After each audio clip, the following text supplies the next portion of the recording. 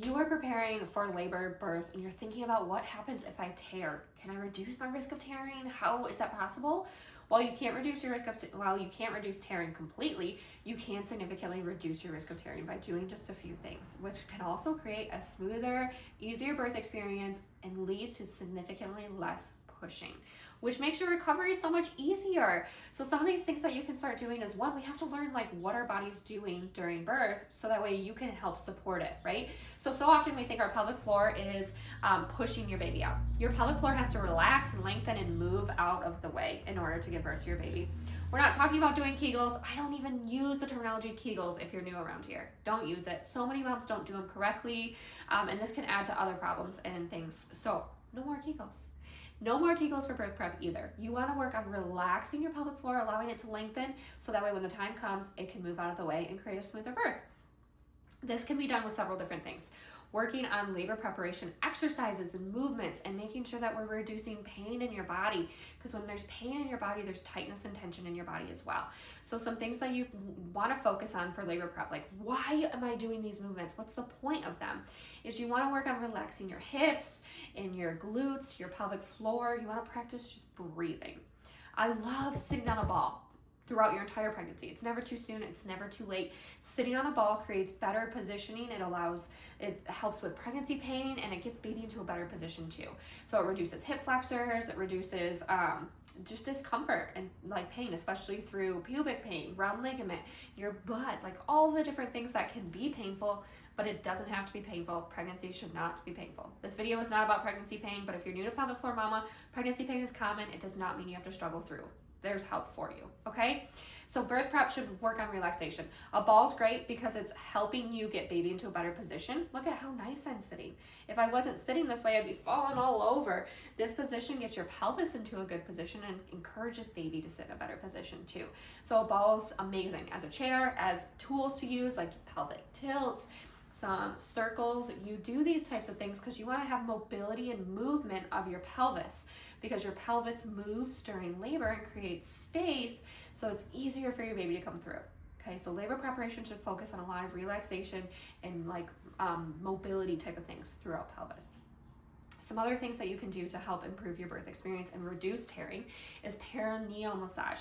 Starting at like 34 to 36 weeks pregnant, you want to start doing a perineal massage. I love getting a like Be Well Flex, because you can manipulate it and move it, so it's easier to get into those hard to reach areas. It's also a great tool postpartum if we need it too. This is great. You can use it like in a shower, like putting one leg up, finding a comfortable spot where you can relax and be able to do this. A lot of times your baby, like your bump is in the way, so having a tool to help you reach makes that helpful. Sometimes laying in bed or different positionings can be more comfortable, because you want to be able to relax your body and breathe through this. Some partners like to be able to help you and support you, so they can help with perineal massage. Some partners some mamas think that's weird, and that's okay too. Whatever feels comfortable for you. But perineal massage can start around 34 to 36 weeks pregnant. We're gonna start with like 3 to 5 minutes. I go over this more in depth of like how to do this throughout the Ultimate Momma Bundle, and there's labor coaching taking place in May of 2026. So if you grab the bundle, you get added into labor coaching for free, where we dive into even more labor, birth, postpartum support for you, okay? I'll talk more on that later, but perineal massage can start. That's helpful. Some other things are, you want to continue to encourage, we talked about baby being in a better position, right, by just sitting on a ball. We want to encourage your baby to be in a better position throughout all of pregnancy. And just because they're head down doesn't mean that they're head down and in a good position. They could be head down and cockeyed. And so by doing things like spinning babies forward lean inversion, you're getting baby into a good position, and you're also allowing the hip flexors and the round ligament to relax, which they aren't able to do like ever. So that can be really helpful, and that can encourage your baby to sit in a more central position. If you have a lot of tightness or tension in certain areas, your baby's gonna have to sit where there's room, where it's comfortable for them. So addressing pregnancy pain, addressing that tightness in your body, so that way baby can sit in a more central position, and so your body can be more in a balanced state, okay? That's going to be helpful. That's one of my favorite things, is a forward lean inversion. If you're sitting here and you're like, I'm 40 weeks pregnant, what am I supposed to start doing? It's not too late for you. There's so many things you can still do to help improve your birth experience. Learning to push is one of those things. So often you're told to just like hold your breath and bear down, count to 10, but holding your breath reduces oxygen to you and your baby. And this is not great. It's also a lot of pressure on your pelvic floor and a lot of strain, and it's exhausting. It's exhausting because you're just going to push and push, and it's so fatiguing. So you're going to be tired sooner. So you want to actually breathe through these. You don't want to be holding your breath. You want to actually breathe and allow your body to relax. Unclench your jaw, unfurl your brows, allow your shoulders to fall, and try to breathe through it. Okay?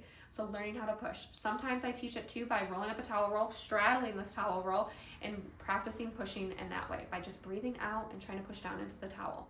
If having bowel movements, if you're going poop, if you're having constipation, breathe through that and try to allow and feel your body relaxing during that, and that can help carry over into labor and birth.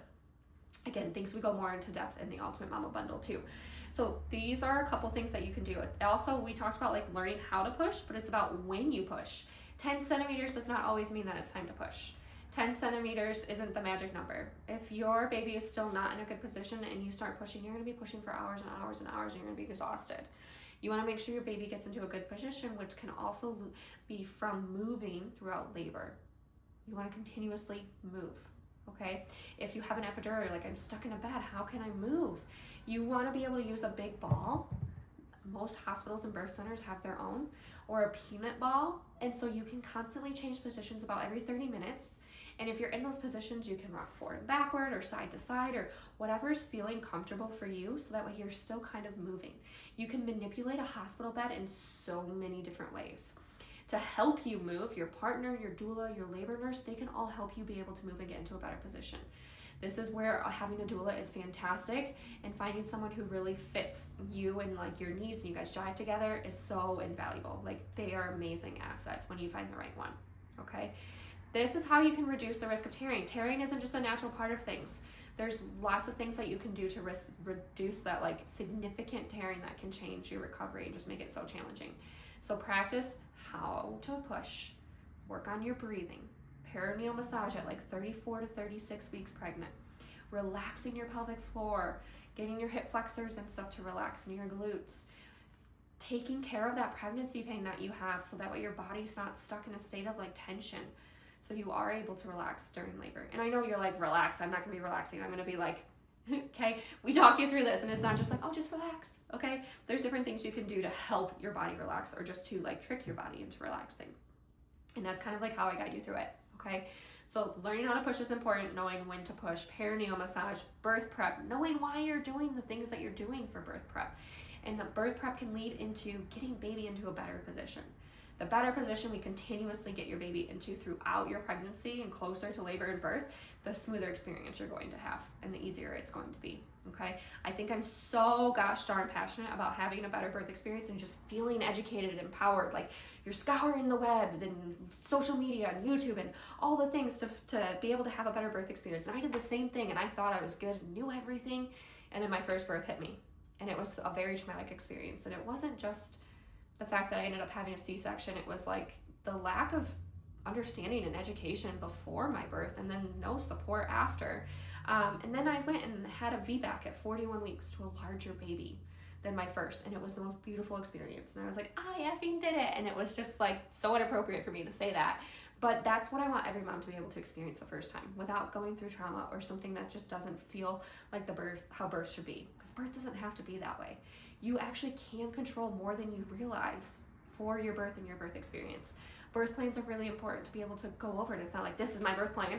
It's, these are the things that I want if this happens, and these are the things I want if this happens, and having that open communication, so that way there's no fighting when it comes time to your actual birth and your actual being in that moment. You can do this. You can do it. You believe in yourself. Prepare. Have the confidence going into your birth. Down below is Ultimate Momma Bundle. Join labor coaching for free when you grab the Ultimate Momma Bundle. It's May of 2026.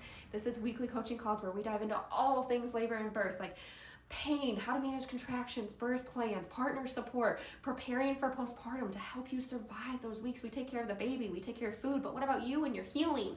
We talk about all those things that you can start doing after you have a birth too.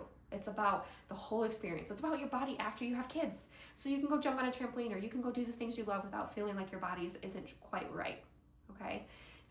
click the button below for Ultimate Mom Bundle. Make sure you subscribe and come back for more information on pelvic floor and pregnancy and birth and postpartum to feel your best dang self throughout motherhood, because every mom deserves to have that. You deserve to feel supported and validated and seen. And I see you, mama, and I'm excited. So sending you so much love.